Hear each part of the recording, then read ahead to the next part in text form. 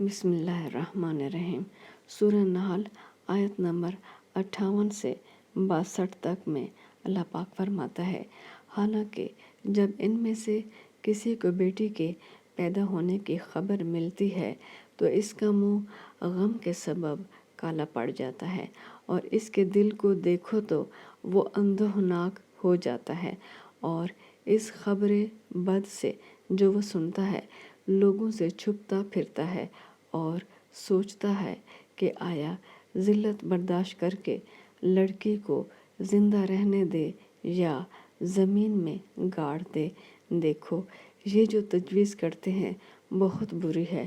جو لوگ آخرت پر ایمان نہیں رکھتے انہی کے لیے بری باتیں شائع ہیں، اور اللہ کو صفت اعلیٰ زیب دیتی ہے، اور وہ غالب حکمت والا ہے۔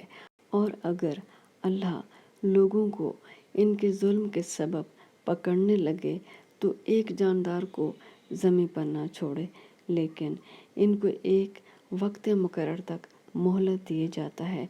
جب وہ وقت آ جاتا ہے تو ایک گھڑی نہ پیچھے رہ سکتے ہیں نہ آگے بڑھ سکتے ہیں، اور یہ اللہ کے لیے ایسی چیزیں تجویز کرتے ہیں جن کو خود ناپسند کرتے ہیں، اور زبان سے جھوٹ بکے جاتے ہیں کہ ان کو قیامت کے دن بھلائی یعنی نجات ہوگی۔